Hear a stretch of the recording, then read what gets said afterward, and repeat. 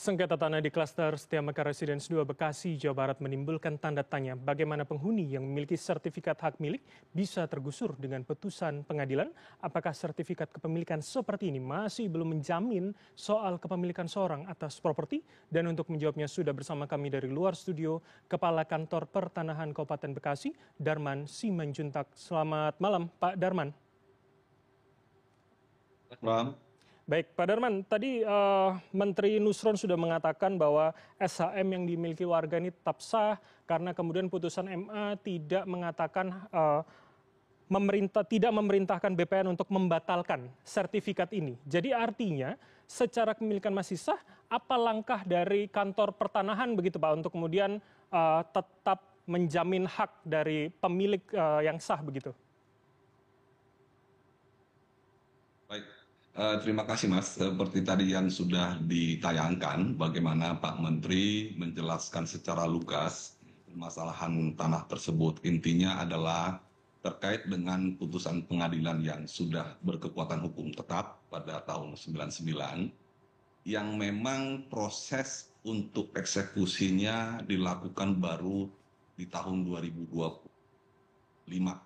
Sehingga ada jeda waktu yang sangat panjang, yang tentu banyak perbuatan-perbuatan hukum yang terjadi di lapangan terkait dengan tanah tersebut. Nah, terkait dengan hak milik tadi yang ditunjukkan kepada Pak Menteri, itu orientasi lokasinya dianggap masuk di dalam salah satu sertifikat yang menjadi objek perkara, yaitu di sertifikat hak milik nomor M706.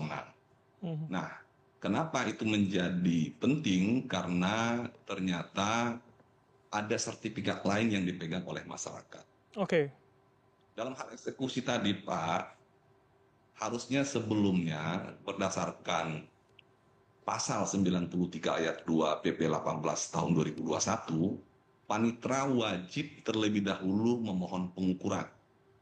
Nah, permohonan pengukuran itu belum ada kita terima secara resmi, sehingga objek yang akan dieksekusi menjadi seakan-akan bias, akhirnya mengenai bidang tanah milik masyarakat yang mana mereka memiliki hak milik. Mhm. Nah, seandainya ada permohonan pengukuran resmi ke BPN terlebih dahulu, BPN bisa memposisikan secara benar sertifikat-sertifikat yang menjadi objek eksekusi sebagaimana putusan pengadilan. Oke, baik. Pak Darman, sebelum jauh begitu, saya ingin mendalami tadi Anda mengatakan memang di 99 sudah ada soal putusannya tapi tidak dieksekusi begitu. Akhirnya kondisi di lapangan berbeda, sudah ada pemecahan sertifikat, penjualan pula. Bagaimana itu bisa terjadi begitu dalam kurun waktu mungkin 15 tahun terakhir? Mengapa kemudian ada dua kepemilikan yang bisa akhirnya digugat ke pengadilan begitu, Pak Darman? Jadi sebenarnya kalau kita melihat kepada konteks yang diperkarakan pada saat itu berperkara dari tahun 96 sampai 99, ada 4 objek yang menjadi turunan dari satu objek asal, yaitu M325 menjadi M704, 705, 706, dan 707. Mhm. Nah, 704 sampai 707 tersebut itu dipecah tahun 95, Mas. Pada saat pemecahan tahun 95, sebelum perkara itu ada, sebenarnya sudah 4 posisi bidang-bidang tanah yang ada. Dan sertifikat yang dipegang oleh masyarakat tadi, ketika dicek di data BPN, itu berbatasan. Namun demikian, kalau saja ada permohonan pengukuran terlebih dahulu oleh panitera, kami BPN bisa mendudukkan posisi sertifikat-sertifikat yang akan dieksekusi. Mhm. Sehingga tidak ada terkesan sertifikat perlet atau tumpang tindih dengan milik masyarakat. Oke, jadi artinya pada saat pengeluaran itu tidak ada proses klarifikasi, tidak ada kemudian pengecekan terhadap dua data itu ya, yang kemudian berubah di lapangan sejak 99 itu, Pak Darman? Ya, tidak ada permohonan pengukuran sebagaimana amanat pasal 93 ayat 2 PP 18 tahun 2021 yang harus dan wajib dimohon terlebih dahulu oleh panitera. Namun Mhm.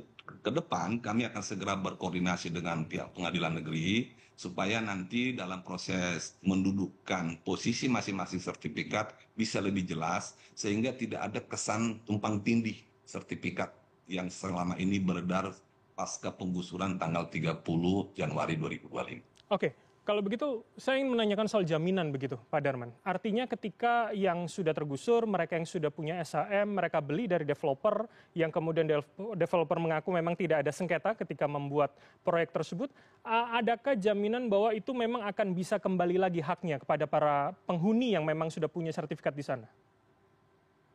Oh ya, perlu saya jelaskan terlebih dahulu, Mas. Terkait dengan tadi kunjungan Pak Menteri, itu fokus kepada masyarakat yang terkena diasumsikan masuk dalam sertifikat hak milik nomor 706. Mhm. Sementara yang selama ini dibahas itu klaster perumahan yang residen 2, Setia Mekar, itu masuk di hak milik nomor 705. Jadi ada objek yang berbeda antara masyarakat tadi yang ada di lapangan dengan yang diberitakan bahwa itu seakan-akan dari perumahan. Oke, Jadi yang perumahan itu 705.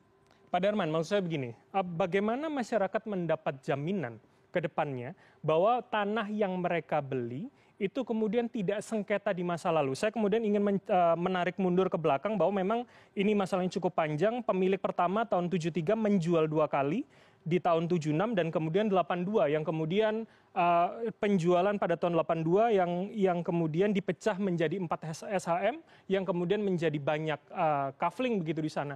Bagaimana masyarakat bisa menjamin hal seperti itu tidak terjadi pada tanah yang sudah mereka miliki sertifikatnya begitu, Pak Darman? Jaminan masyarakat terkait dengan kepemilikan tanah jelas diatur oleh pemerintah melalui sertifikat hak atas tanah. Itu jelas sebenarnya. Nah, terkait ketika ada masalah di kemudian hari, pemerintah itu diberi kewenangan lewat BPN untuk membuktikan, memposisikan bidang-bidang tanah yang sebenarnya di mana. Makanya, ketika ada perkara, seyogianya BPN menjadi pihak supaya bisa menjelaskan posisi masing-masing bidang tanah. Jadi sebenarnya ketika masyarakat memegang sertifikat, itulah jaminan hukum hak atas tanah. Namun apabila ada permasalahan-permasalahan yang timbul, apalagi masuk dalam perkara, BPN wajib diikutkan menjadi pihak supaya bisa mendudukan posisi objek tanah yang bermasalah, apalagi sudah terbit sertifikat. Hmm. Hanya itu jaminan tertinggi sebenarnya, itu sertifikat hak atas tanah. Oke, bagaimana kemudian soal jaminan tersebut ketika kita kembali ke soal ini ya? Artinya di masa lalu ada kemudian tidak taat pencatatannya, ada kemudian mungkin sertifikat yang dua yang sama, atau dalam kasus ini penjualan 2 kali begitu Pak. Bagaimana masyarakat juga bisa menjadikan SHM itu satu-satunya bukti bahwa mereka berhak atas tanah tersebut? Ya, kalau kita kembali ke kasus yang ada, ini kan kejadian penjualannya tahun 76 dan tahun 82. Ya. Tentu regulasi pada saat itu belum mendalam membicarakan jaminan kepastian atas tanah. Mhm. Jadi terjadi penjualan 2 kali itu tentu karena penjualan tahun 76 tidak langsung didaftarkan ke BPN peralihannya. Nah, inilah menjadi akar masalahnya. Kemudian tahun 82 ada penjualan berulang dari Juju kepada Tayat, ini didaftarkan peralihannya ke BPN. Nah, yang kita masih bingung, kenapa bisa sertifikat yang sudah beralih kepada pihak Abdul Hamid bisa dipegang oleh Kayat pada saat pendaftaran peralihan. Mhm. Namun Atau demikian, pengadilan tentu sudah menanganinya dan sudah memutuskan bahwa yang menang perkara adalah pihak Abdul Hamid melalui ahli warisnya, yaitu cucu Jamilah, oke.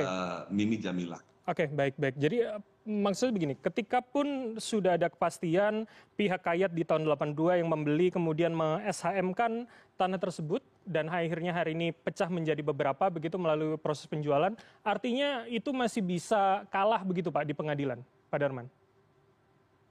Jadi sebenarnya Mas, bukan bicara kalah menang pengadilan pada saat ini kita bicarakan, tapi rentan waktu setelah putusan itu tidak dimohon langsung pembatalan sertifikat dari tahun 99 atau tidak ada permohonan eksekusi hingga akhirnya tahun 2025 baru dilaksanakan eksekusi. Sungguh waktu yang panjang, dan permohonan eksekusi pun dilaksanakan tidak didahului dengan pengukuran. Oke. Sehingga ini menjadi rumit atau kusut permasalahannya. Padahal seandainya ada permohonan pengukuran oleh panitera, kita bisa mendudukkan posisi keempat sertifikat asal tersebut. Nah, Oke. ingat bahwa perumahan yang ada di klaster itu bagian dari sertifikat 705 atau pecahan dari sertifikat asal yaitu 325. Jadi tidak ada sebenarnya tumpang tindih di sini. Yang dimenangkan oleh pihak Mimi Jamilah itu adalah AJB-nya. Oke. Jadi artinya Di dalam putusan pengadilan mengatakan bahwa KJB 82 tidak berkekuatan hukum. Oke. Gitu. AJB sebelum kemudian di SHM nomor 325 begitu ya. Oke. Pak Darman, terakhir kalau begitu apa langkah dari Kantor Pertanahan Bekasi begitu untuk bisa kembali memberikan jaminan pada mereka yang tergusur ketika tadi Pak Menteri Nusron sudah mengatakan SHM-nya tetap sah karena tidak diperintahkan oleh MA untuk kemudian menggusur atau membatalkan kepemilikan itu, Pak Darman.